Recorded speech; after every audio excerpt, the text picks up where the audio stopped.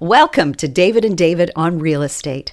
Join us as we explore the ins and outs of the real estate market. Okay, go on.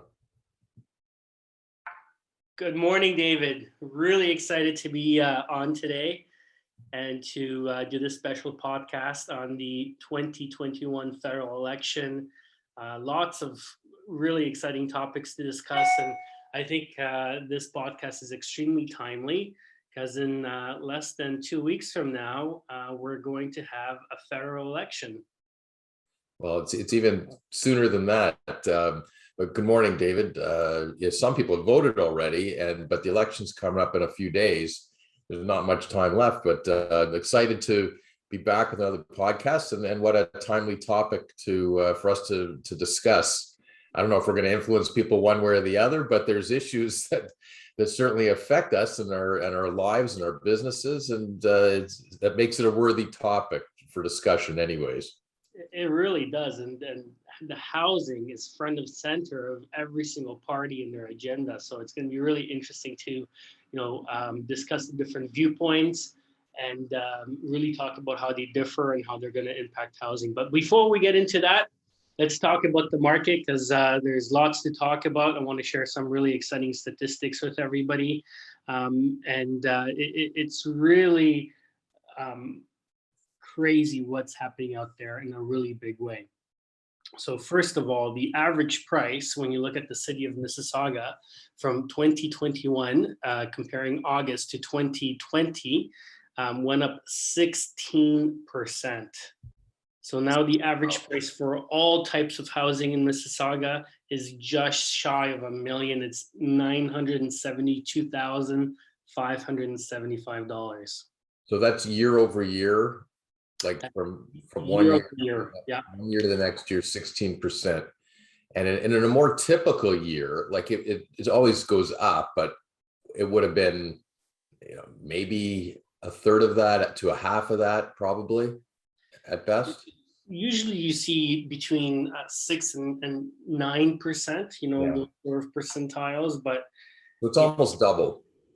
It's really crazy. Oakville had a 19% increase in value between August 2021 and 2020. So now the average price in Oakville is $1,162,000. Yeah, wow, that's unbelievable. That's a lot. Yeah, and Oakville is averaging slightly higher than Toronto. Toronto, the average price is $1,112,455, and the reason for that is I think there's a lot more condos in Toronto, so the average price tends to be just a little bit lower. And Oakville, of course, has way more detached property, which is a lot more expensive, so that tends to influence the average price a little bit higher. But the days on the market are significantly down. We're seeing lots of multiple offers happening. We're still seeing a lot of buyers coming to the table.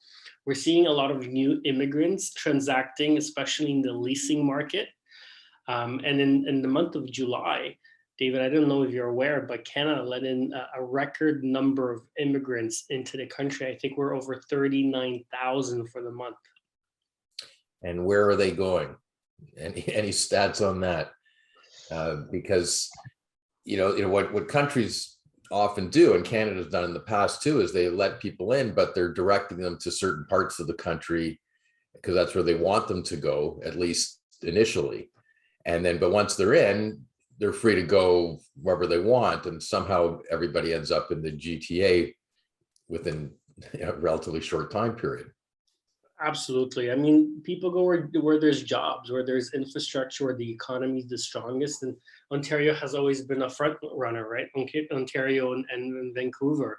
And then Montreal has, immigration as well, and then Alberta. But people tend to go to, where the economy is the strongest. They want jobs. They want their kids to have great schools, right? So Ontario is always a front runner. Yeah. Yeah, but that's a significant number, and that'll add to it, and it adds to to the demands in the GTA in time, anyways. Yeah.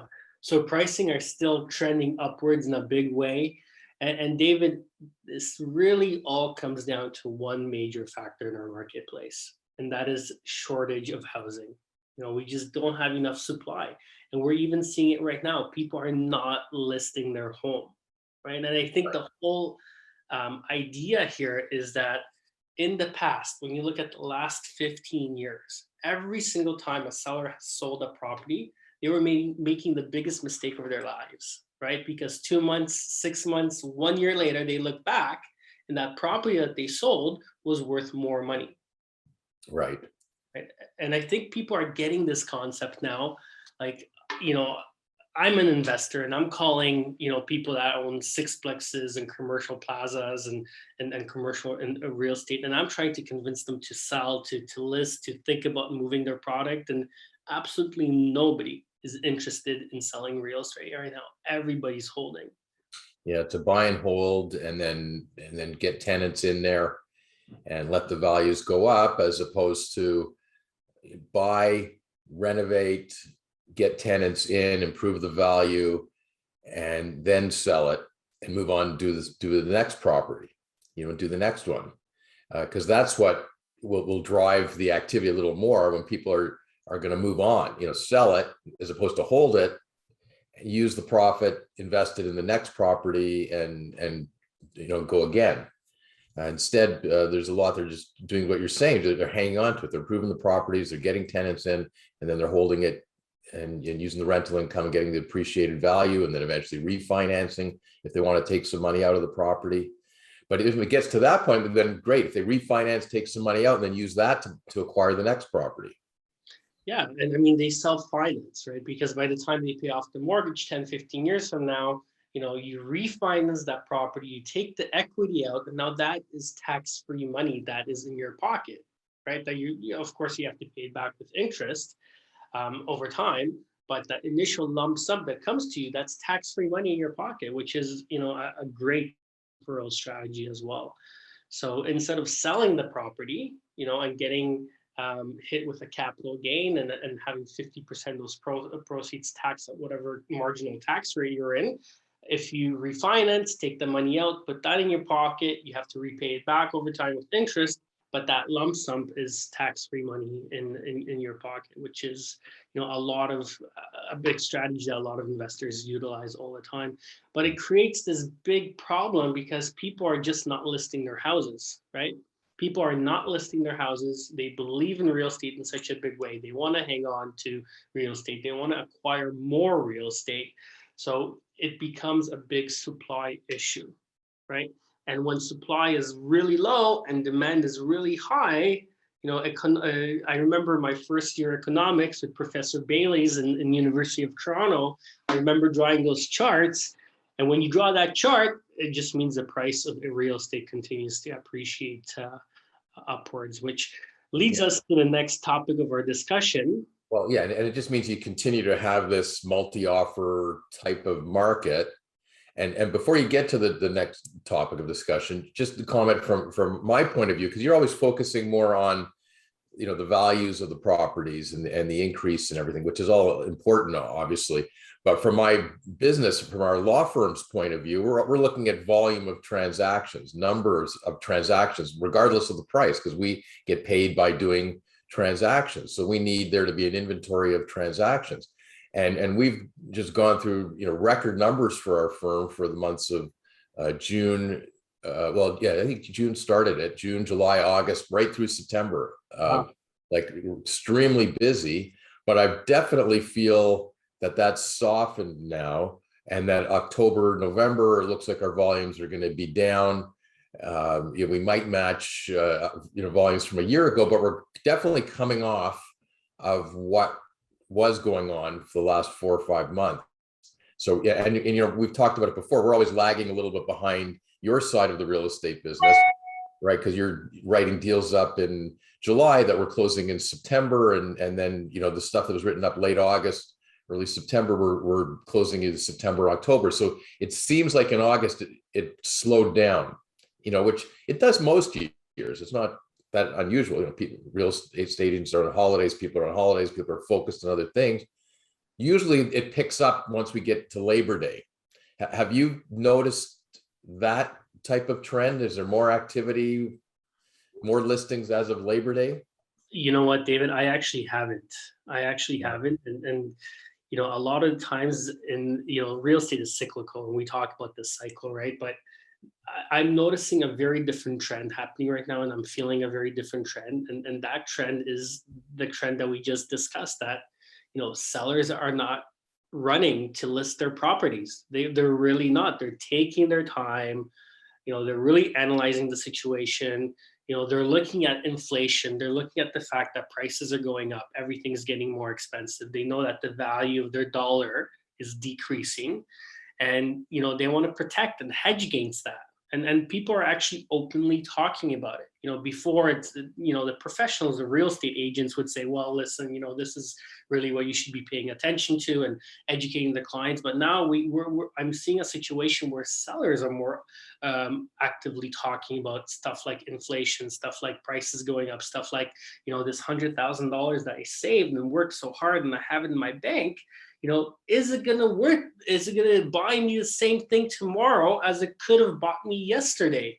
And the clear answer is no. It's not going to be valued the same. It's not going to have the same buying power. And people want to hedge against that. And the best way to do that is to buy real estate, right? And again, I'm really sensing a big way that sellers are just not rushing to list properties right now. Well, this will be partly a lead into our next topic, but my comment on that is in most years, there's a certain element of sellers that, on the advice of the real estate agents that are interested in selling over the summer, and the agency, let's wait until Labor Day. There's a lot of people on holidays, and let's hold back these properties. And that's why I said in most years, we see sort of a push once we get to Labor Day, and all of a sudden a bunch of properties come on the market. And I was sort of waiting for that this year to see if that would happen, because I sensed things were softening up a little bit. And I said, well, maybe we're in that mode. People are just holding back, and we're going to get to the end of August, first week of September, and all of a sudden we're going to get a bunch of new listings come up on the market, and that'll start driving the fall market. But maybe, like, if that doesn't seem to happen, maybe it's the fact that our federal government called an election on September 20th. And created a lot of uncertainty in the market because, well, do I put my house on the market when the current government is threatening that if they get a majority, they might tax capital gains? Do I want to take that risk?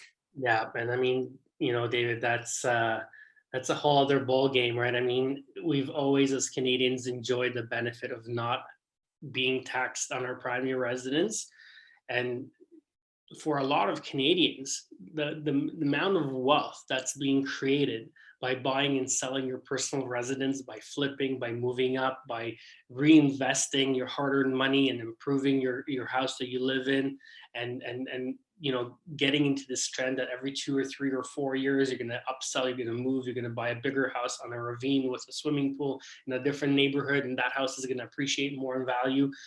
That's being threatened, or at least impacted in a major way by some of these platforms that we're seeing being discussed.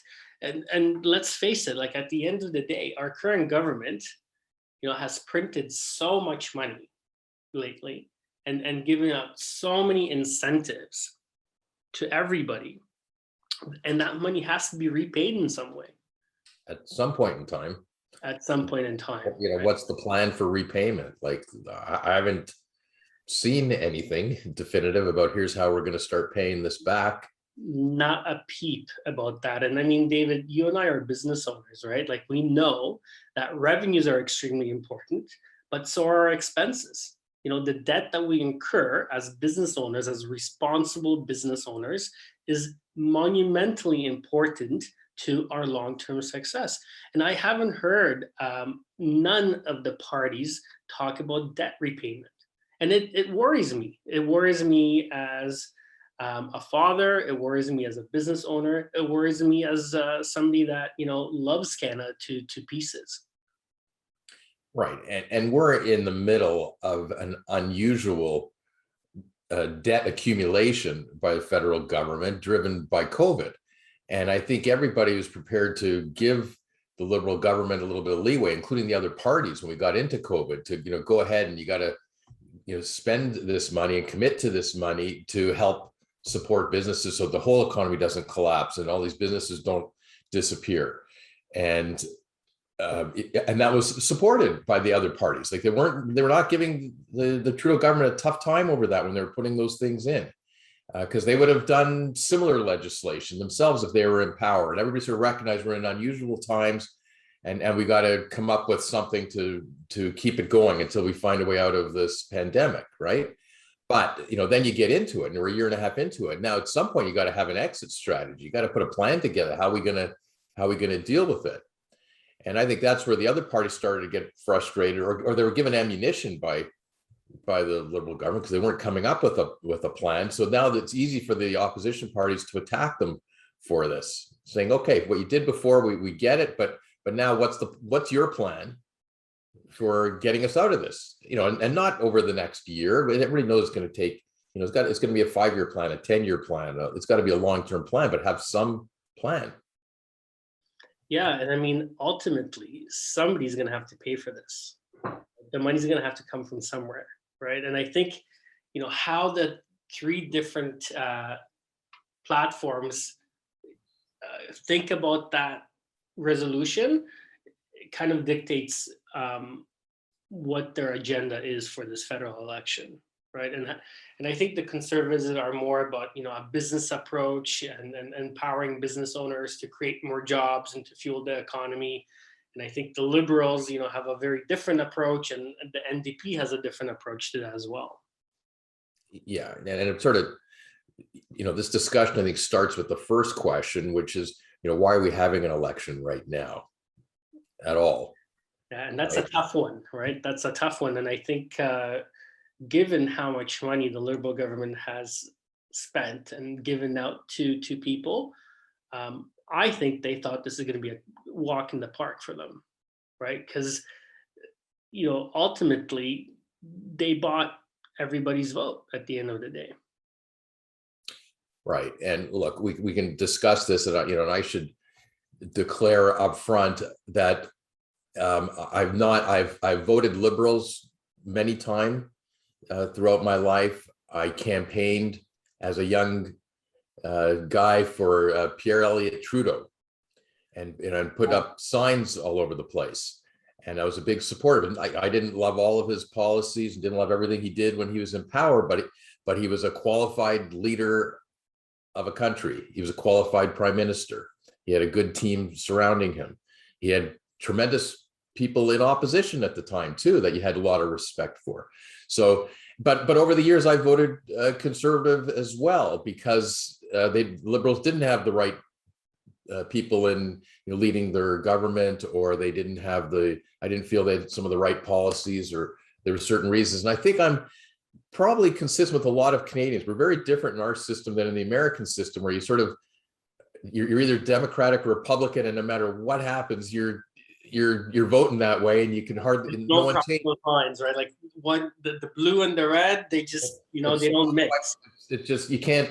You're one or the other, even in the same family. You're either but we're not really like that as Canadians. We sort of look at what's being offered, what's in front of us right now, and what are the Liberals offering, what are the Conservatives offering, what are the NDP offering, what are the Green Party offering, anybody else, and we take a hard look at it at the time. And but I struggle with the fact that this election was called right now. I can't get past the fact that it's purely politically motivated and not motivated for what's in the best interests of the country. And I think that might just come back to bite the Liberal government, regardless of whether people generally like the Liberal policies better than the Conservative policies or not. Some people won't get over that issue alone. Yeah.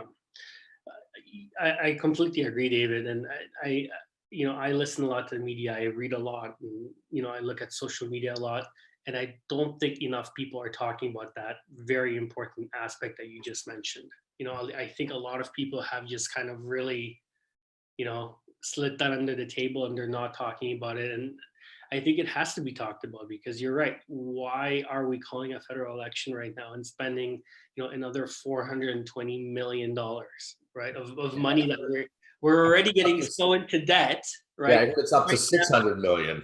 Yeah. now, is right now another, and the right time to spend another, hundreds of millions of dollars to call a federal election. And you're absolutely right. It's not in the best interest of the country now that we're more divided than ever before on a lot of these topics, right? And it is politically driven, which is really unfortunate. Yeah, it's disappointing. Like, we're in a minority government for a reason. We had an election before with an incumbent party in power, and I think they probably would have lost the last election if the Conservatives had been able to offer a better alternative, including leadership at the time. Just my viewpoint. And the views expressed here are not representative of my entire firm. I should probably make that disclaimer. It's my personal views.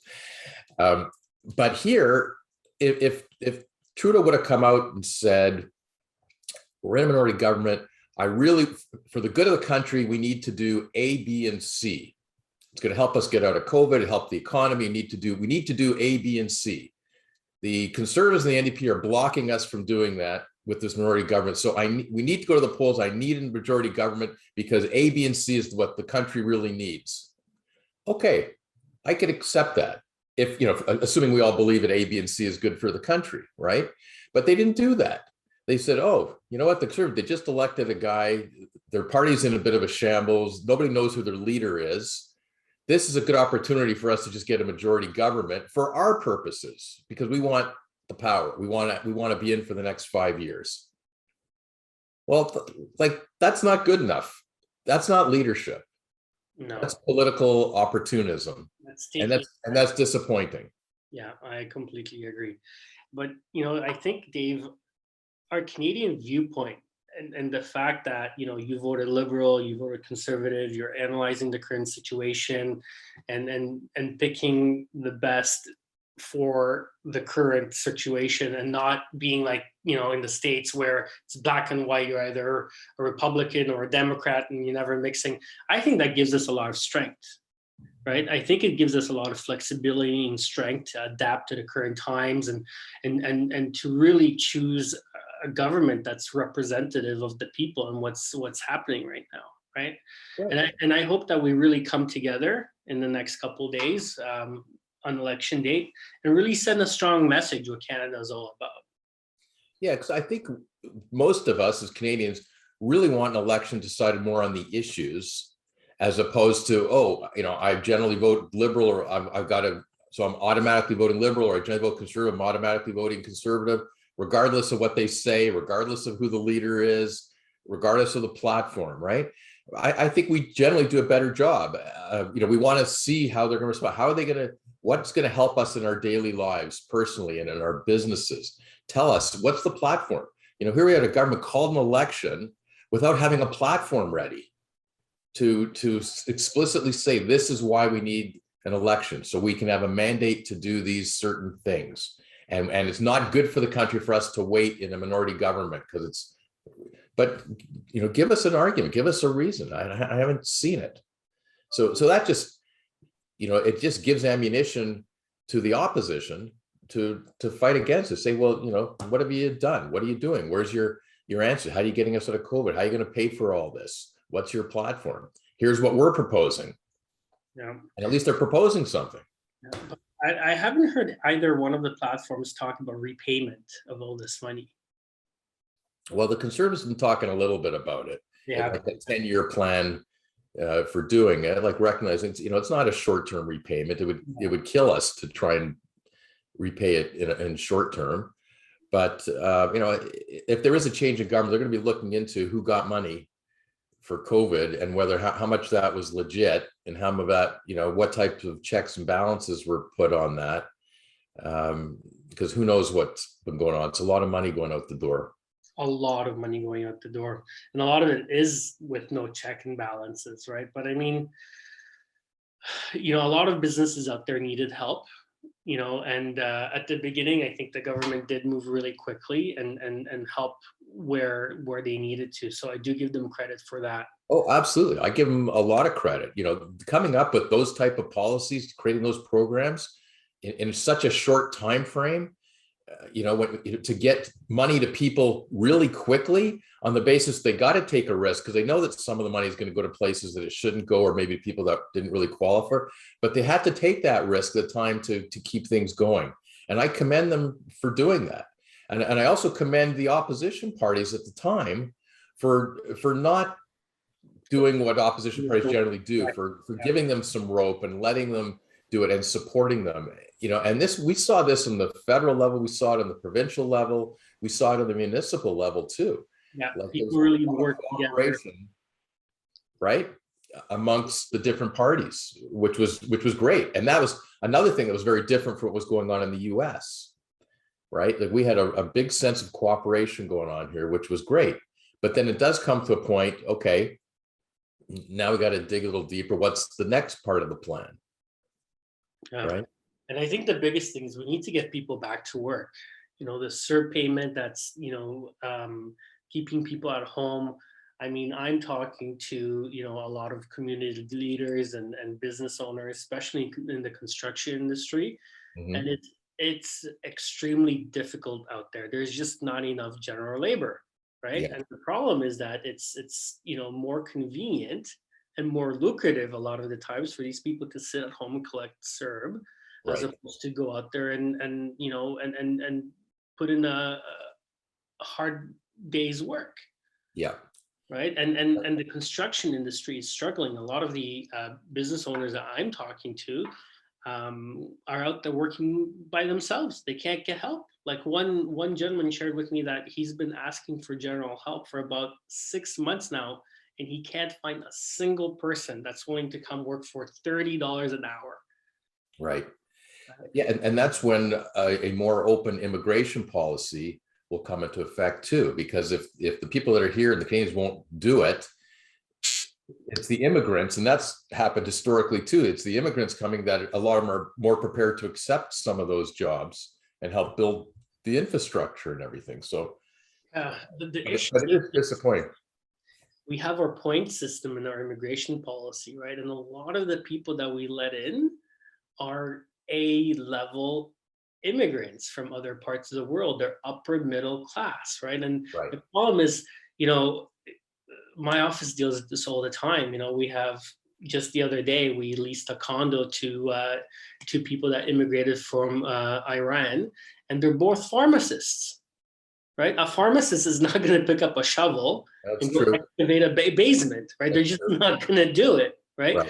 They're talking about, quickly getting their pharmaceutical license and opening up pharmacies and buying houses and buying strip malls and investing, right? Right. So, I mean, we have to remember who we're letting in, right, into our borders, right? So, I mean, record numbers, 39,000 people. But again, those 39,000 people are upper middle class from other parts of the world. And the great part is that these people are coming in with money, they're coming in with ambition, but they're not coming in to do, general skilled labor. And that's the market segment that we're missing. Right. So there may have to be a change in our immigration policy to allow some of that element in as well. Because I agree with you. Like I can tell you the number of resumes that we've looked at over the last number of months trying to hire clerks, and how many of them are lawyers who have practiced in other countries, but are now here and can't practice here. Some of them are not going to practice as lawyers. Some eventually may get their license, get their qualifications here. But in the meantime, they would like a job as a clerk.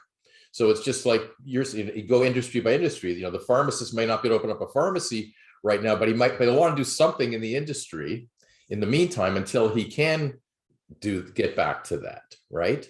But you're right; they're not building bridges. No. Right. And that, it creates a different level of problems. If you hire a lawyer as a clerk, like on paper, it sounds wonderful, right? But I mean, you also have to hire the right personality, because you hire the wrong personality. Is there a sense of entitlement? Does that person want to do that grunt work? Are they going to go do the photocopying and all the other little stuff that, a clerk wouldn't should doing, but a lawyer. What's photocopying? What's photocopying? Right. We're fully digital. We don't use paper anymore. I don't even know what that means anymore. Oh, that's terrific. Let's get back into the election, David. You did mention to me that you're having a hard time deciphering what the liberal platform is. One thing that they're really focusing on, all three candidates are really focusing on, is the housing market and how they're going to address the housing issue. My issue is that not a lot of candidates. I mean, the conservatives are talking a lot about supply, right? And I think that's really where the conversation has to focus in order for us to really make a dent in what's happening out there. I mean, there's so much land in Canada, David. We have what, the second largest country in the world, if my geography is correct. Yep. But only 150 kilometers from the United States is really being developed and urbanized, right? The Conservation Authority, the Niagara Escarpment Authority, has so much land that's landlocked that cannot be developed. And in my opinion, that is affecting supply in such a huge way. Let's lift some of those restrictions. Let's do it in a responsible way, but let's allow some of this land to start being developed and built on, right? Let's release more land. There's so much land in Canada available. We need to build, more cities, more infrastructure, and more communities. And we need to do it quicker. We need to cut all the red tape on all these applications for redevelopment, streamline everything, make it easier for developers to develop more land, and increase the supply. We know we can't control demand. Like, David, we talked about this so many times, clean air, clean water, best country in the world to live in, free healthcare. There's money coming to Canada a big way. And there always will be. There always has been. People have always immigrated to Canada. Canada has always been rated as one of the top countries to live in, and we're going to continue to be rated among the top countries to live in, right? So try to focus on the demand side of the equation, empowering buyers and all this stuff. That's only a band-aid solution to the issue. If we really want to tackle the issue and really want to solve housing and make housing more affordable, more accessible, we got to focus on the supply aspect of the chain. Yeah, the delicate balance, though, like, I agree with you 100%, but it's, where is the supply going to be too? Because it's got to be, for the most part, adjacent to the current urban areas. It's got to be an expansion of the urban areas or somewhere within. So that's why, like you're sort of advocating for, we have some conservation lands right in the middle of the GTA or the Golden Horseshoe. Let's even talk the Golden Horseshoe area of Southern Ontario, right?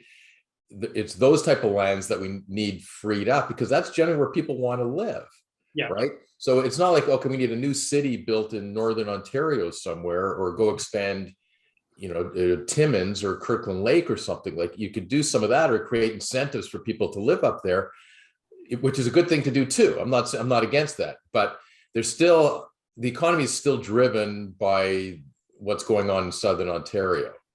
The whole Canadian economy is. So they still have to focus in here. How do we address that? How do we create more supply, a more affordable supply, still within this Golden Horseshoe somewhere? Because that's where people want to live. That's where their family lives. That's where the jobs are. They got to be within commuting distance of the jobs still. So how do we do that and make it affordable? Like, that's sort of the tougher question.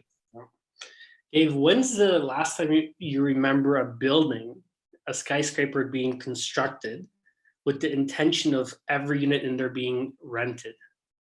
Oh, rented? What's that? An apartment building? But do you remember Canef, like in the 70s and 80s? I mean, that was their entire focus. I mean, they built some condominium units, right? But in large, their focus was in the rental market. Right. But why isn't anybody doing that anymore? Because there aren't enough government incentives to make it worth their while. They make more money doing it as a condominium and selling off each unit. So, there has, that's where, if there's the need for the rental market, that's where you do need governments to step up and say, here's here's a program, here's the incentive. This is why it's gonna be better for you to build your next 30 floor building and make it purely rental as opposed to condo. Because builders aren't going to do it unless they're going to make more money doing it that way. And they're not going to make more money doing it that way without some government program. Interesting. I think it's sort of that simple and basic. They just make more money building and selling off condominium units. Yeah. I think, some of it has to do with, the strict restrictions on landlords when it comes to renting as well, with the Residential Tenancies Act. And I mean, don't get me wrong. I think we need to protect tenants as well. In fact, a situation has occurred inside my brokerage, which is actually extremely disheartening. But one of my staff members is renting a basement apartment at a house. And the landlord chose to turn off the AC for the whole summer. Really? Because she had a roommate that wasn't on the lease, and the landlord's giving them a really hard time about it. And they just decided to turn off the breaker, remove the breaker from the electrical panel, which rendered the AC inoperational. And, of course, our staff member went through all the right channels, filed a complaint with the land tenant board, and called the police, called the city of Mississauga. But ultimately, all these things have to run the course. Right. In 2.5 months, we're going into the fall weather. We're going into, cooler weather at night, and where the AC isn't needed anymore. Right. And by the time this goes to the landlord and tenant board, chances are she's going to be so frustrated she leaves, right? Yeah. Or the AC is not going to be needed anymore. So to me, this is, again, an example where the Residential Tenancy Act failed the tenant, right? But at the same time, with so many restrictions on rent control and rent increases and everything else, people are not jumping in the market to be landlords as quickly as they were in the 70s and 80s. And, that's a problem as well. Yeah, it's a big issue. It's very difficult to be a residential landlord. It was before COVID. With COVID, it's even more difficult because you can't get to the tribunal as often as you need to. And, they're not hearing anything, but, they're supposed to be hearing things if it's an emergency. Like your situation sounds like it's, like there's a real health risk there if you're in the middle of July and August and no air conditioning and everything. By the time they get to it in the fall, you're right, the problem might be over. They got to address it before next spring. Yeah. But it's tough to be a landlord too. Like it's really hard to be a landlord in residential, for residential properties right now, because of it. It's a difficult process to go through with the dealing with the tribunal and everything. We haven't been doing that in-house in our office. We're referring that out to paralegals and things like that because it's sort of an area that you either do it or you don't do it. It's hard to dabble in it, but even when I talk to paralegals that are doing it, their success rate's not great. They can't get dates to get to the tribunal. It's so unpredictable in terms of the results that they're going to get. There's so much uncertainty that there's such a risk. And sometimes you're on the tenant side, they say, you know what, forget it. I got to move. They're forcing me out, but I don't need this. I got to find it another place, as long as they can find another place. But it's not the way the system's supposed to work. Yeah, no, I agree. It doesn't work good for landlords, doesn't work good for tenants. Completely agree. And speaking about party platforms, I believe the Liberals want to stop renovictions is one of the things that they're campaigning on. And again, I think that poses a little bit of an issue because I think maintaining some of these properties is extremely important. The last thing you want to be a tenant in a rundown building that's not being maintained, right? So renovictions, I mean, when you ask a tenant to leave because you're doing a major renovation, the one thing that happens is that tenant has a right of first refusal on that unit after it's finished being renovated. Back, yep. Which is the proper thing to do. Right. In my opinion. Right. So and it's sort of grandfathered with the rent that they were paying before. They're not going to have to pay the new rent based on the improved property. They should be paying based on what it was before. yeah, I think the increase is slightly larger. I think there's some sort of a increase that's allowable because Yeah, but it's controlled. It's controlled, right? Right. It's not like it's going to be a 30% increase. It's going to be a little bit of a Right. percentage of increase. Right. But I mean, you know, when a landlord goes through that process and renovates the unit that substantially, I mean, there's going to be a huge improvement to your quality of life and, you know, how you interact with your space. So paying a slight increase is certainly worth the trouble. But the benefit for the landlord is that, you know, they maintain their building, they ensure there's no health hazards that exist for tenant, like mold issues and, you know, old appliances and old windows and stuff like that. So, you know, they're able to improve gradually the condition of the building. They're doing these renovations, and as they're asking these tenants to leave and then giving them a right of first refusal, by preventing these renovictions, as the Trudeau government calls them, I think that creates a completely separate issue.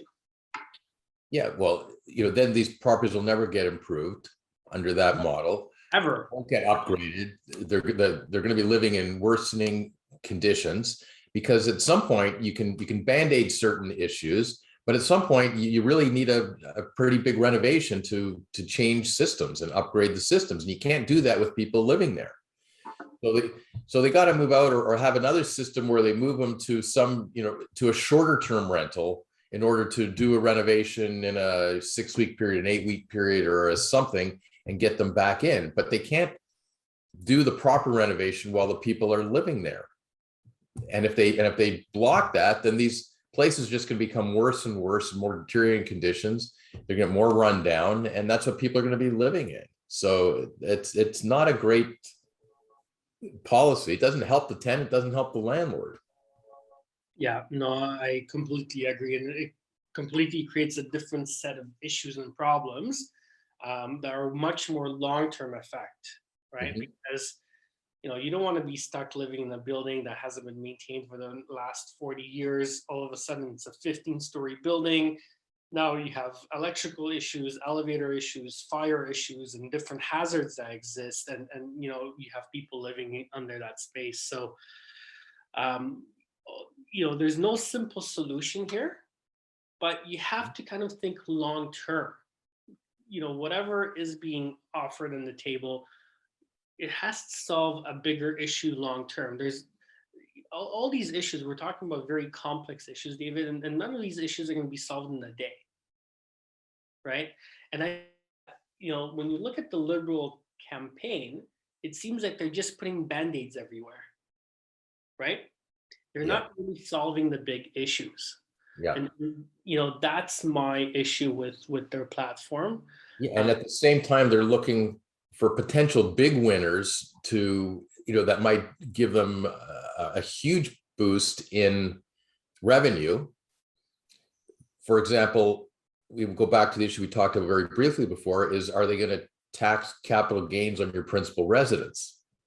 Because if they do that, there's tremendous revenue for the government to create, right? To pay for some of these programs if they do that.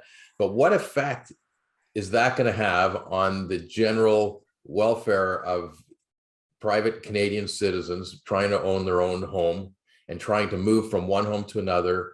And how big an impact is that going to be on their personal lives? And how much is that going to kill the real estate market? It's going to be, it's probably going to be the biggest game changer in our country over the last 30 years, ever since GST was added after the war, right?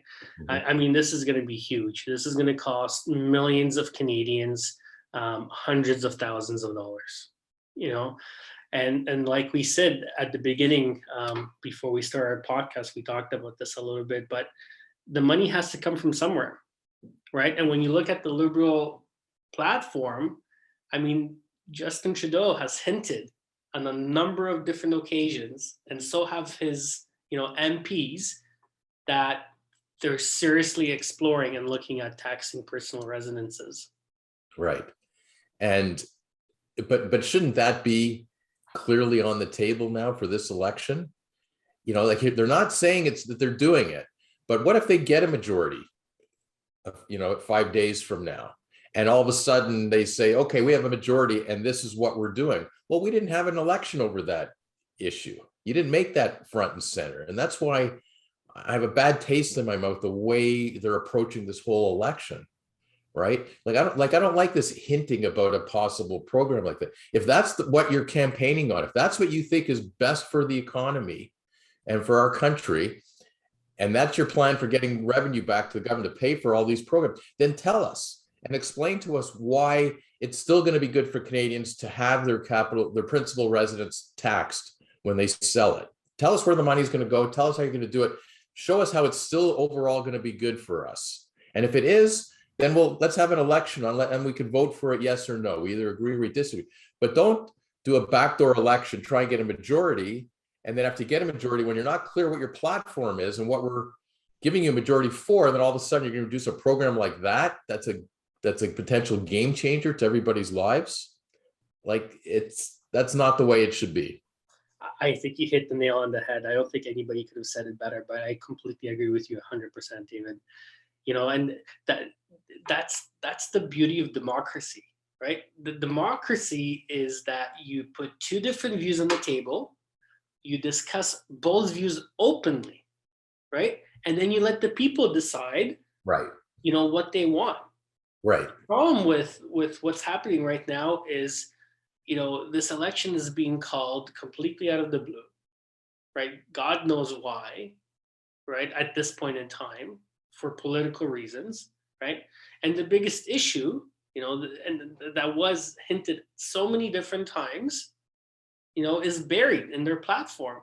Right. Even the mainstream media is not talking about it. You have to look at, Rebel News or B-level media or different level media than what you're really used to really start uncovering these articles and they're buried deep in there and they're not front and center, and it's just not the way that we should be running an election. Yeah, and look, I'm not very political. I follow it. I try and pay attention as a business owner, as a person who lives here. I'm not campaigning for any party because like I said before, I appreciate different policies that different parties have at different times, and I look at it from that point of view. But I'm big on leadership too, and I find this is a very frustrating approach to dealing with our lives, to having an election when you're not clear about why you're asking for a mandate. And I'm on the wrong side of elections many times. I vote one way and the country goes another way, or the province goes another way. And I can accept that, because when I look back on it, a lot of times the people get it right more often than not. And I think the people may have gotten it right. A lot of times I'd like there to be majority governments and get more things done. But we had our last election. I think the country got it right by not giving a majority government to the Liberals. They weren't satisfied with what they did when they were in power. I don't think they were ready to give the Conservatives the mantle either with a clear majority, based on their disarray and their lack of leadership at the time too. So maybe the country got it right, and we should be in a minority government.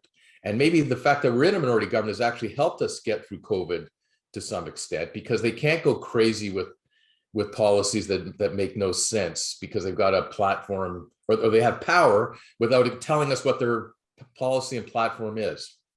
So maybe this is going to happen again next week in our election, that everybody's going to figure it out. And at the end of the day, they might still say, regardless of who we're voting for, the country might settle again that it's better for us to have a minority government than majority government.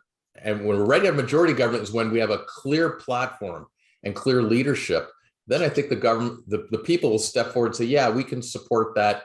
Let's give them the green light for the next 4 to 5 years to put some of this in place. But absent that, a lot of times we get it wrong. It'll be interesting to see what happens next week.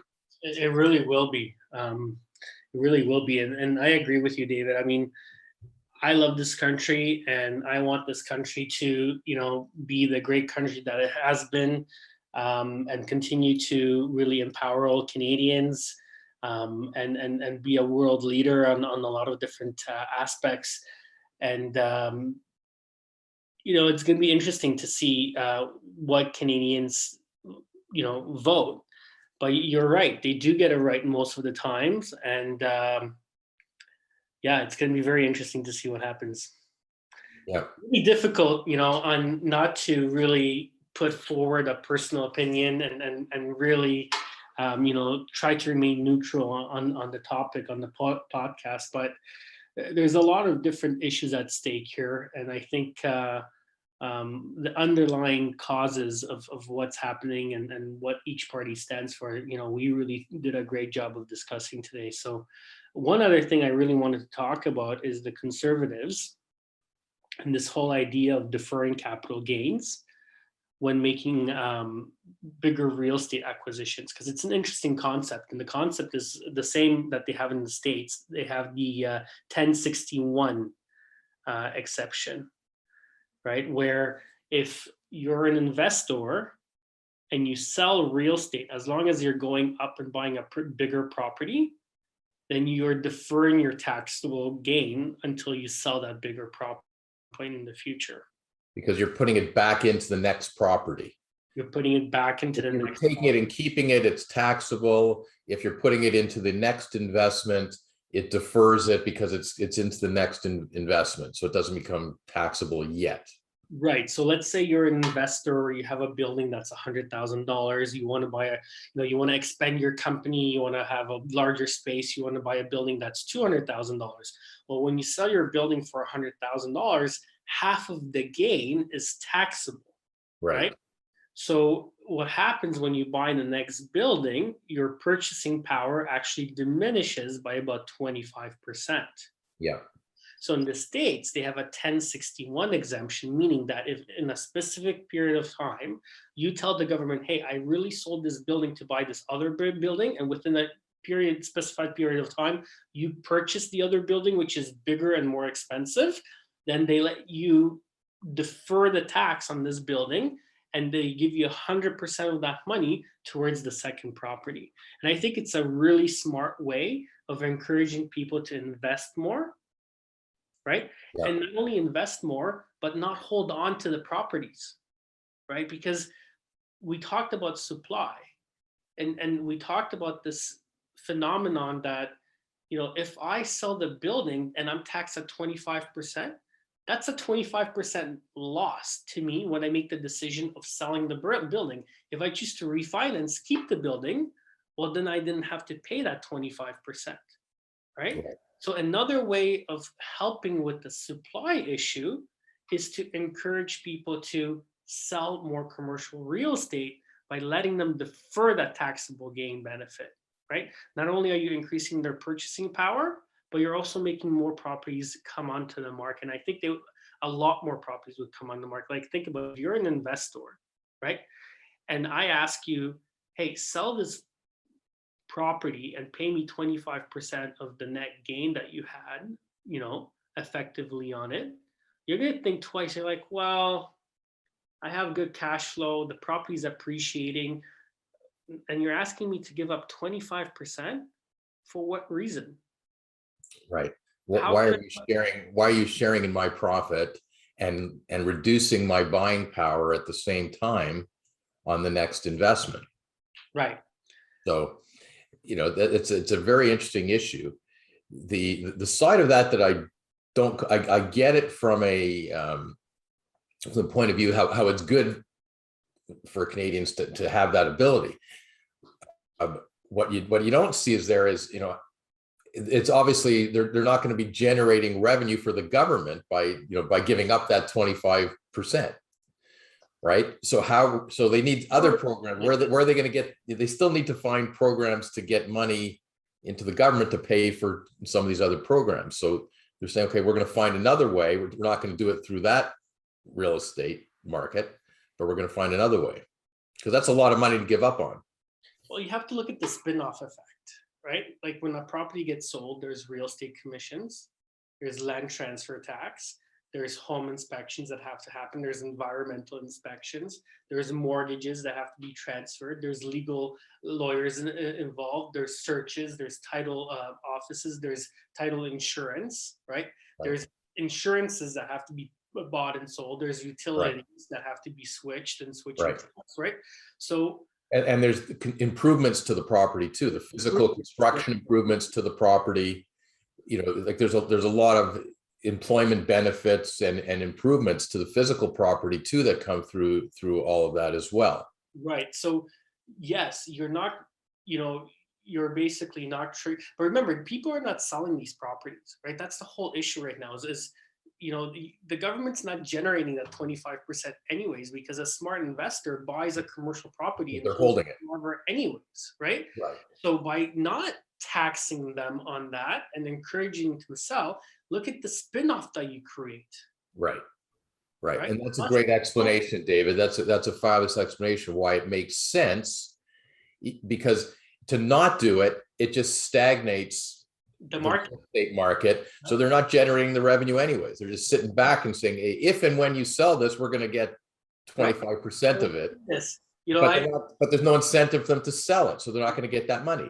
25% of zero is still zero. Still zero. Right. But the upside to that as well, David, is, if I'm a very motivated investor, right, I'm going to keep going up. I want to own that, 40-story skyscraper or that 100-acre parcel with, the strip mall on it. And I'm going to keep working until I get to that level, right? Mm-hmm.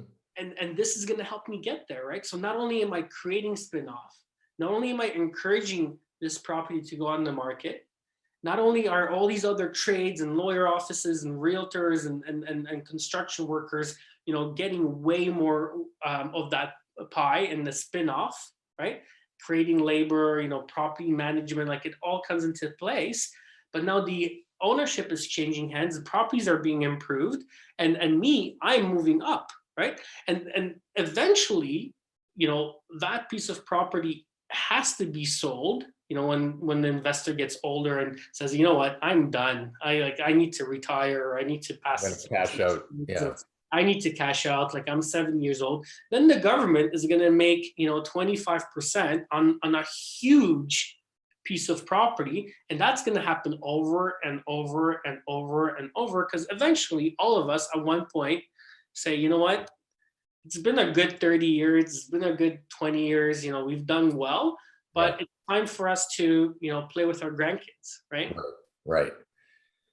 But as and that's pushing the ball way down the road. Right. But you make the great point that in the years up until there's so much going on in the economy. Because anytime there's a transaction like that, it touches so many people. It's so many different parts of our industry. Every time we do a refinance, we act, clients of commercial properties all the time. I've got a couple on the go right now, doing a refinance of a property that they owned and they've improved.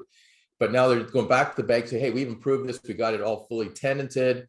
We want to take out some money for the owners because we want to use it. We want some equity because we're going to do it on the next project. So we're refinancing because the property is worth more. But it's amazing how many parties are involved in this. Like you said, the list goes on and on. There's the inspectors that have to go in. There's the title insurance companies that issue new policies.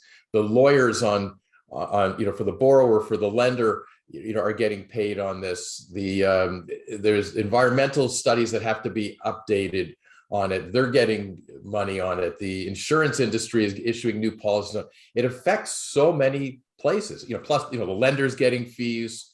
Like it's that transaction or that transaction not happening, right? And that transaction not happening, all these other parties to that transaction are not getting money for it. Plus, and I didn't even mention, there's some of the money is going to fully do further renovations to the property, the construction industry part of it as well, right? And how many people it affects. So there should always be the incentive to do transactions as opposed to not do transactions. Any policy that's going to create more transactions, whether it's residential, commercial, to me, I think to you, that's a good thing. That's a good platform, a good policy. Let's support it, because stagnation doesn't help anybody.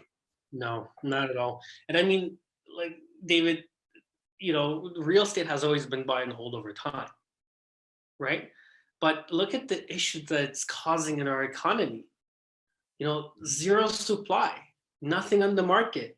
Go talk to a commercial agent. I mean, there is absolutely nothing on the market for sale, right? And I think our government should be encouraging people to transact, to buy, to sell, to move up, right? And encouraging people to level up and move to the next level. And I think, yes, but again, it's that long-term perspective, right? We're not going to solve this issue today. Right. Right? We're going to solve it in the next 10 years, in the next 20 years, by making the right choices today and creating stepping stones along the way of how we can solve these issues. But again, the government will not solve these issues for us, right? That's what I want to impress on everybody. It's up to us. It's up to business owners and entrepreneurs and the hardworking Canadians to solve these issues by working together and by creating jobs together, by creating by creating transactions, by fueling the economy, by leveling up together, right? If we look for handouts from the government to solve these issues, we're just going to create a bigger problem down for our younger generation. Right. No, I agree. We don't want handouts from the government, but what we do want from the government is them not to put up roadblocks. Right. To prevent us from doing it. We need them to provide the right incentives and the right encouragement for our capitalist society to do what happens naturally in that type of environment, supply and demand. Let supply and demand happen. Get the right incentives in there, but for certain, don't put up the roadblocks to stagnate it, because every transaction is worth way more to the overall economy than just what happens on that particular transaction. It's not just about the buyer and the seller. Okay. It's the list goes on, starting with your industry and my industry, the agents involved and the lawyers involved, but there's so many other parties involved on every single transaction. And we need that going, and that creates jobs and that fuels companies. It's that, that's what keeps it going. So please, government, whoever gets in there next week, we don't want roadblocks. We want let the economy go as it should and provide the right incentives to encourage the capitalists like David Gorski. And David, I think the last thing I want to talk about is, I wish the government and whoever gets elected does a little bit of a better job educating everybody about the importance of staying fit, staying active, proper nutrition. Remember back in the 90s, we had those commercials, stay fit. How did it go? Participation. Yes. Yeah. And you know what? It was such a great campaign. Yep. Whoever came up with that commercial and it was on all the time. And, those two people were on there and those simple exercises. Hey, you can do this at home. You can do. Why aren't we doing that anymore? Yeah, no, I always liked that campaign. And it wasn't like, oh, you got to work out, it wasn't showing someone having, this major workout, with sweat pouring all over them and they're to the point of exhaustion. It was two people, going out and doing some simple bending and stretching and just going for walks or going for a bike ride, not going for a 50-kilometer bike ride at 30 kilometers an hour, pushing it to the limit. It was just going for a bike ride in a park. It was that type of thing that anybody should be able to do, but better to be active than not be active. Imagine if Netflix, instead of having these commercials before a show or stuff like that, did a 15-minute clip and said, hey, you're binging this show right now? Okay, we're not going to show you the next episode until you do 20 push-ups. Yeah. Get off the couch. You know what I mean? Right. 20 push-ups, 10 push-ups, start with 5 push-ups. But, I want people to be healthy. I want people to invest in themselves. I want people to realize the importance of some of these initiatives. And I really hope that our government, whoever gets elected into power, does a better job of educating and pressing upon people the importance of that. Because I think, let's talk about our healthcare spending. How much did you hear that in Germany or in Sweden? I think it's in Sweden. If you can't afford a train ticket, you can actually do squats in front of the machine, and they have a camera. And if you do 25 squats, they'll give you a free ticket to get on the subway. Really? Yeah. And how cool is that? Wow. I'd be supportive. Like, I'd be willing to donate money from the business to those type of initiatives because I believe in them, Yeah. And over the next 20, 30 years, remember, we said we're not going to solve any problem today. We're going to solve it over time. If we come up with a campaign to educate people about the importance of good nutrition and good health, how much millions and millions and millions of dollars is that going to save us over the next 20 years in emergency visits and in healthcare and prescriptions and stuff like that? Yeah. And I think that was part of the reason for that whole participation program, back in the day. Like it was looking at countries like Sweden issues that we were having, right? Like cardiovascular, heart attacks were such a big cause of deaths, right? Right. And look where we are now. We're in a place where we're not even going to the office. Like we're, so many people are just staying at home, right? Some are doing a good job of, exercising at home and doing that, but being home and just sitting on a computer all day is not a good thing for anybody. It's, long term. So if we're doing it short term, we've done it for a year and a half or something. But I agree with you. If we, get some programs and just think out of the box a little bit, that'll be great. So have you decided which party you're going to run for in the next election yet, David? Well, I have. And, the biggest issue here is, I want to make my vote count. And I'd like to see some change happening. So I have, and I hope that everybody listening, we have discussed a lot of major issues and a lot of major thought processes behind the different platforms. And I hope today's podcast helped everybody make a decision as well, and helped everybody kind of make shed some light as to what different platforms are offering in terms of their election platform. Well, I don't think you heard my question completely. I think you were answering the question about which way are you going to vote in the next election. I was asking you, which party are you going to run for in the next election? Oh, which party am I going to run for next? Yeah. Because you're coming up with some really good ideas here, David. I think you'd get a lot of support for some of it, for a lot of it. But these are tough issues, and we got an election in front of us. I guess I've expressed already how frustrated that we're having the election, but we still got to make a decision. And some have voted already, and I've got to make my decision which way I want to go. And unfortunately, I might be making a different decision for this election than if this election wasn't happening right now and it was a year from now. So that frustrates me too, like just the timing of all this. But we have to take it seriously. We got to look at these issues, got to think what's best for us right now. And maybe we get another minority government and we're gonna have another election in a year and a half from now.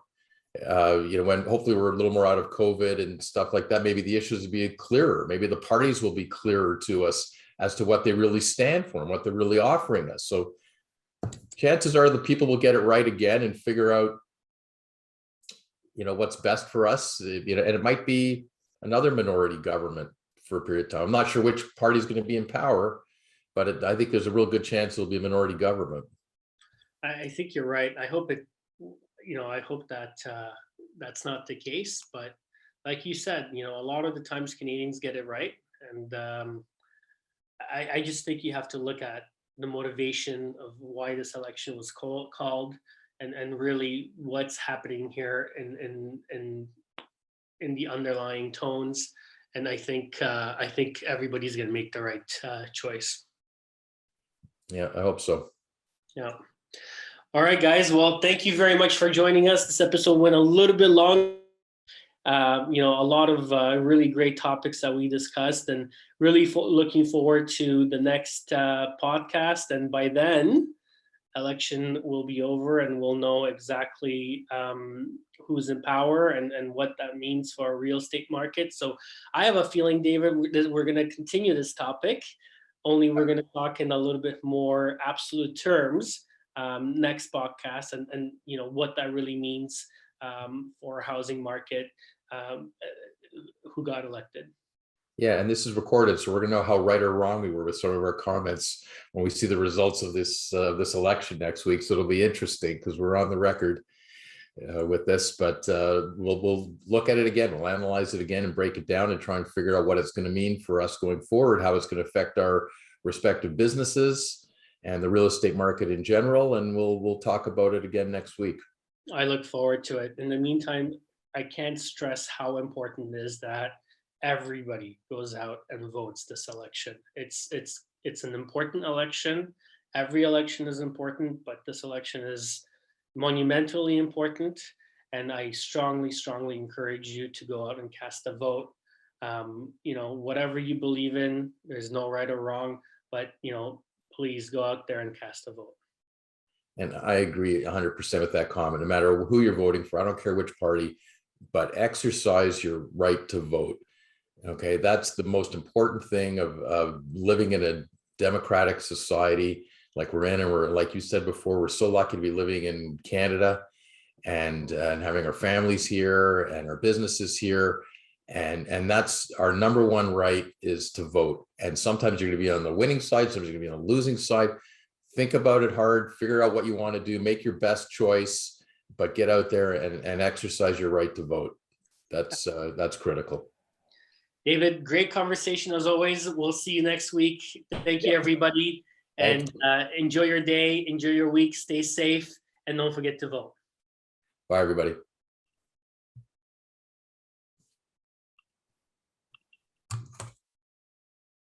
Welcome to David and David on Real Estate. Join us as we explore the ins and outs of the real estate market and dive deep to understand the issues affecting buyers, sellers, investors, and businesses. If you love real estate as much as we do, sit back, relax, and gain an insider's edge to the exciting world of real estate. David Gorski is a broker and the owner of Sutton Summit Realty, a powerhouse brokerage providing guidance to over 180 realtors. And David Korman is a partner at Kormans LLP, a respected law firm specializing in residential and commercial real estate transactions, with offices located in Toronto, Mississauga, and Markham.